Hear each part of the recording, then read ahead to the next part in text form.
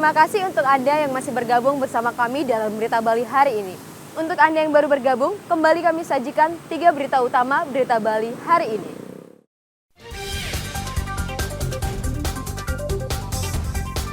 Dua warga negara India ditangkap di Bandara Ngurah Rai.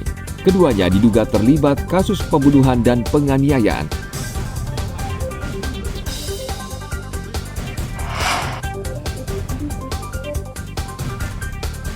Bawaslu temukan beberapa nama bacalek yang ternyata adalah pegawai pemerintah. Bagaimana status mereka?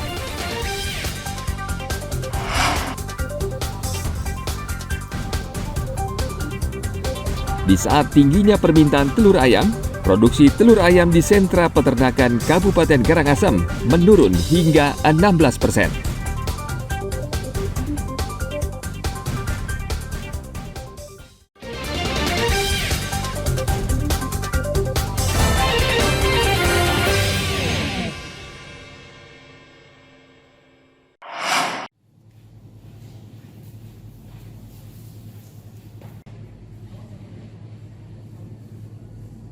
Produksi telur ayam di sentra peternakan yang ada di Kabupaten Karangasem menurun hingga 16%. Salah satunya terlihat di Desa Pesedahan, Kecamatan Manggis, Karangasem. Peternak di desa ini biasanya menghasilkan sekitar 60.000 telur ayam per hari, maka kini hanya menghasilkan sekitar 50.000 telur ayam per hari. Penurunan produksi telur ayam diduga akibat dampak cuaca buruk selama beberapa bulan terakhir yang mengakibatkan banyak ayam terserang penyakit. Cuaca ekstrim juga menyebabkan banyak ayam petelur yang mati. Hal ini ditambah dengan kenaikan harga pakan ternak yang terus meningkat. Di tengah menurunnya produksi telur ayam, permintaan telur ayam dari pedagang di pasar tradisional, hotel dan restoran, maupun permintaan dari konsumen di luar Bali seperti Pulau Jawa, NTB dan NTT justru sangat tinggi. Sehingga para peternak mengaku kewalahan memenuhi permintaan pasar. Akhir-akhir ini memang betul terjadi penurunan produksi, ya sekitar awal 2023 mulai turun produksi.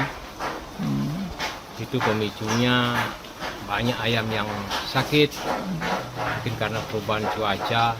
Kemudian yang berperan sini produksi telur secara umum populasinya yang kemudian menurun, ditambah dengan situasi di lapangan yang sedikit ada perubahan cuaca dan kemungkinan karena perubahan itu jadinya penyakit-penyakit yang selama ini agak jarang muncul, ya muncul kembali. Itu yang saya temukan di lapangan. Ada berapa persen Pak penurunan produksinya Pak?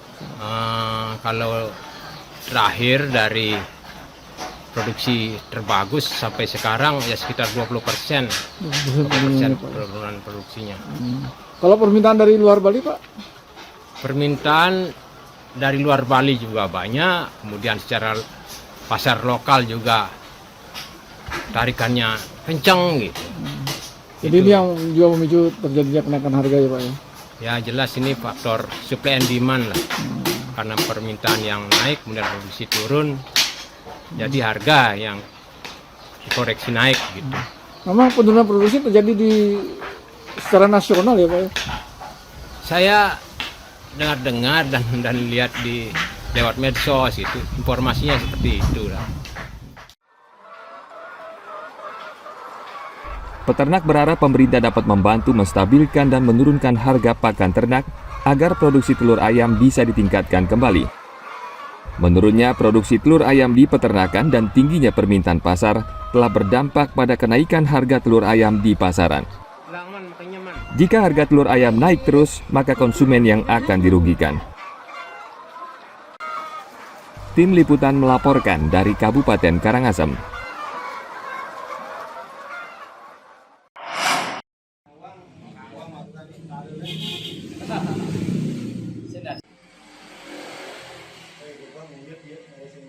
Produk kerajinan Bali memiliki keunikan dan kekhasan tersendiri. Hampir semua UMKM kerajinan Bali memiliki ciri yang dibuat sendiri oleh para pengrajin. Tetapi para pengrajin belum memiliki kesadaran untuk mendaftarkan produk kerajinannya yang memiliki hak kekayaan intelektual atau HKI. Padahal HKI ini penting untuk kelangsungan usaha dan melindungi produk hasil kerajinan agar tidak mudah diklaim kepemilikannya oleh pihak lain. Hal ini diingatkan kembali oleh Menteri Pariwisata dan Ekonomi Kreatif Sandiaga Salahuddin Uno saat berkunjung ke Serangan Denpasar. Dengan memiliki HKI, pelaku usaha khususnya UMKM juga dapat menggunakannya sebagai objek pembiayaan, sehingga jika memerlukan tambahan dana usaha ke perbankan, tidak perlu menjaminkan rumah atau mobilnya. Karena kalau misalnya kita melihat baju yang belum dipakai, kalau misalnya memiliki hak kekayaan intelektual dan UMKM diberikan pelatihan agar hak kekayaan intelektual ini bisa digunakan untuk peningkatan omset, berarti pendapatan dia lebih meningkat dan bisa membuka peluang usaha di lapangan. Jika hak kekayaan intelektual itu bisa dijaminkan sebagai objek pembiayaan, maka dia bisa mengembangkan usahanya tanpa harus memiliki misalnya keharusan untuk menjaminkan rumahnya atau mobilnya. Jadi ini luar biasa Pak. Jadi ini sangat nyambung dengan PP 24, bagian dari Undang-Undang Nomor 24 kita tentang ekonomi. Masalah perlindungan hak cipta pernah menjadi kasus hukum karena pelaku UMKM digugat karena menggunakan motif kerajinan yang telah didaftarkan sebagai kekayaan intelektual. Padahal motif tersebut telah lama digunakan dalam kerajinan Bali. Kurangnya pengetahuan tentang hak kekayaan intelektual diakui oleh para perajin dan pelaku UMKM di Bali. Alasan para perajin dan pelaku UMKM adalah mahalnya biaya dan birokrasi pengurusan HKI. HKI itu memang amat penting bagi pengrajin. Kenapa Pak? Kami.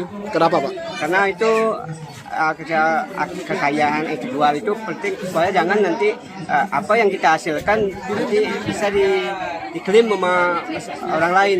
Iya. Selama ini Bapak sudah sempat mengajukan HKI Pak ke pemerintah. Selama ini biayanya yang mahal untuk ngurus HKI, ya itu kami ngurus HKI itu.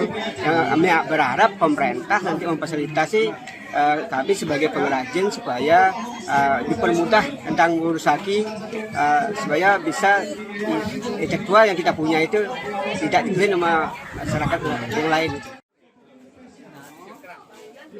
Pemerintah diharapkan dapat membantu pelaku usaha dalam pengurusan HKI ini.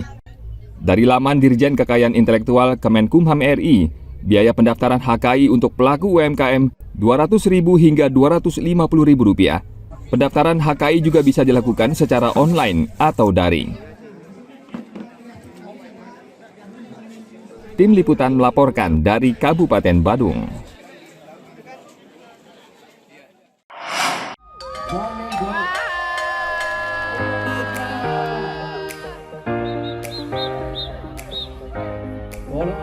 Atlet balap sepeda asal kota Denpasar, Sayu Bella Sukma Dewi, mempersembahkan medali emas di SEA Games 32 2023 Kamboja. Sayu mendapatkan emas di nomor cross country Olimpik Putri.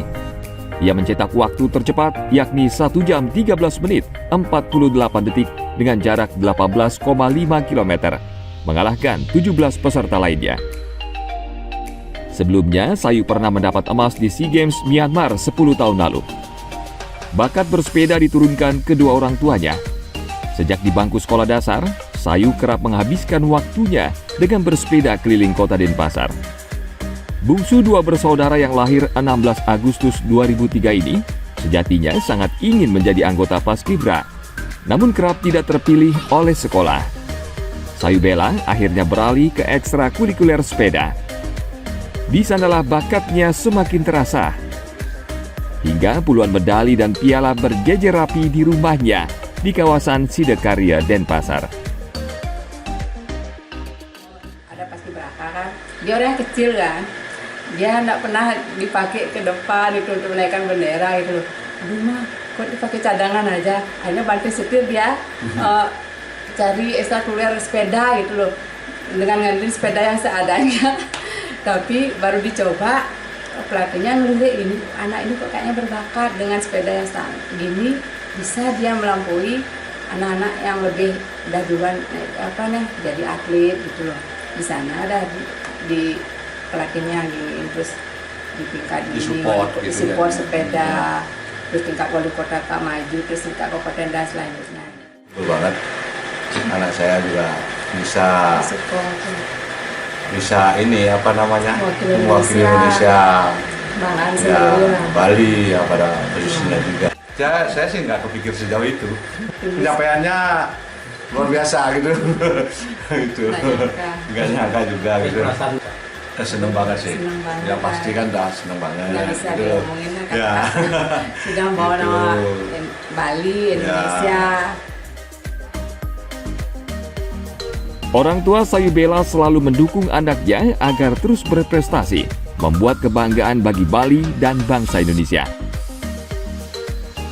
Orang tua juga berharap agar Sayu bisa segera menyelesaikan kuliahnya di Fakultas Olahraga dan Kesehatan Universitas Pendidikan Ganesha Singaraja. Tim Liputan melaporkan dari Kota Denpasar.